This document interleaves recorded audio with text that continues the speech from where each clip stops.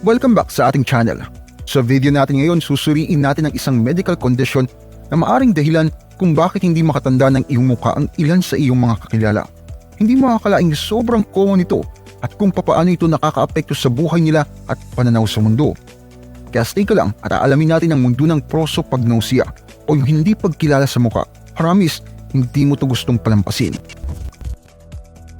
Alam mo ba na minsan, kapag nakasalubong mo ang isang tao na hindi pa rin tayo natatandaan kahit ilang beses tayong nagpakilala, ay hindi lang basta-basta dahil sa memory? O baka ma-offend ka at isipin mo, ano bang problema nila? Kaya na ba akong kadaling kalimutan? Pero chill ka lang, hindi naman dahil sa snob sila. Mayroong tunay na medical condition dito na maaring tunay na dahilan nito at hindi ito tungkol sa pagiging bastos nila.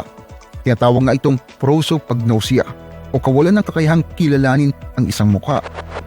Ang mga mananaliksik ay natuklasan na ang face blindness o hindi pagkilala sa mukha ay nakakaapekto sa mas maraming tao kaysa sa inaasahan.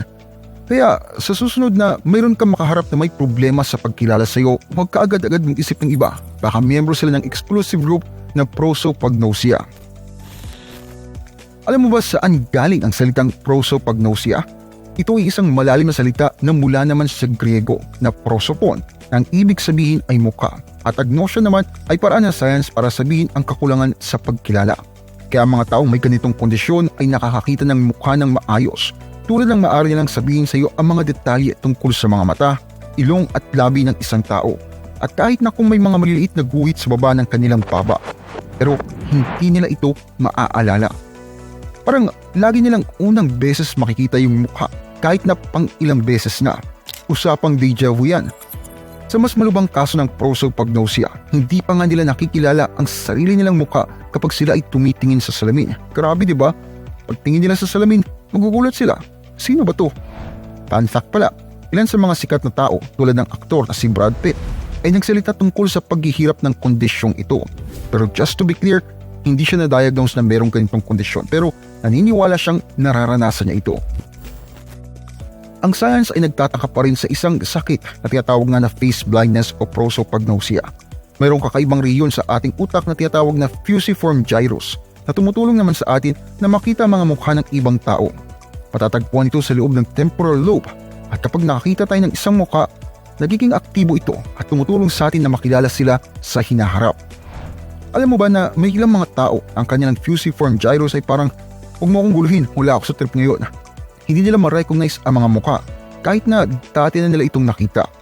Iniisip ng mga eksperto na ang issue ay maaring nasa fusiform gyrus mismo o sa wiring ng utak na nagko-connecta dito at sa iba pang mga lugar kaya ng occipital lobe na nangangasiwa naman sa lahat ng makikitang bagay. At alam mo ba, may isang interesanting impormasyon tungkol dito. Ang prosopagnosia o face blindness ay maaring dulot ng hindi gaanong masasayang pangyayari kaya ng aksidente o stroke o maaring ipinanganak na ang ilan na may ganitong kondisyon. May mga scientist na naghahanap ng gene na may kinalaman dito, pero parang nagtatago sa kanila at hanggang ngayon hindi pa rin nila mahanap.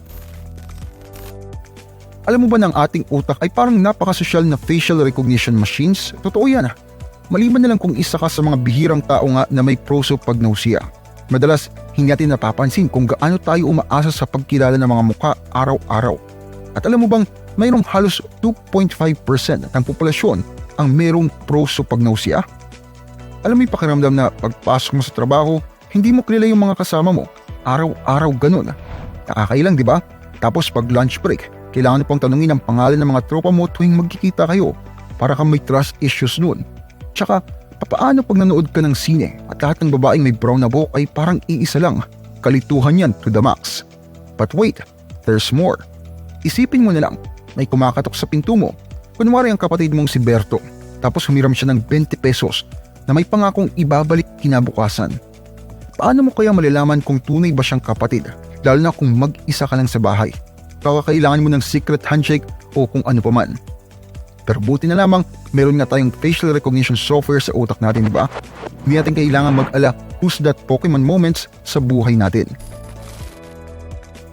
Alam mo ba na ang mga taong may face blindness o prosopagnosia ay may kakaibang paraan ng pagkilala sa iba? Halimbawa, tuwing nasa opisina, isinusulat nila mga kasuotan ng kanilang mga katrabaho para malaman nila ang bawat isa. Medyo kakaiba, di ba? Tapos may secret code pa sila sa pamilya nila at barkada para hindi sila maloko ng hindi nila kakilala. Para tayong mga nasa spy film yan. Ngayon, maaring isipin mo na napakabahira ng prosopagnosia. Well, dyan ka nagkakamali. Ayon kasi sa kamakailang research lang, 1 sa 50 katao ay maaring mayroong kawalan ng kakayahang kilalanin ang mga mukha. Oo, parang secret club na hindi nila alam na miyembro sila dito. Para sa iba, ito ay malaking hadlang sa pakikisalamuha, pero yung iba, okay lang sa mga nakakayang eksena. Pero wait, may mas matindi pa dyan. Yung prosopagnosia, isa lang yan sa mga recognition disorders. May agnostic axia pa. Yung mga taong hindi nakakapagbasa pero dati nakakabasa naman sila. Color agnosia, yung tipong nasan ba yung rainbow, hindi nila makita yung kulay. At yung object agnosia naman, ay kapag nakakakita ka ng bagay kagaya ng upuan, mapapatanong ka, teka, upuan ba yan o isang alien? Tapos meron pang auditory at tactile recognition disorders na parang guess who, na walang katapusan ang laro sa utak natin. And there you have it, ang astig na mundo ng prosopagnosia at ang impact nito sa mga taong nakaranas nito. Tunay na paalala ito kung gaano kalaki ang pagkilala sa mukha sa ating pang-araw-araw na pamumuhay.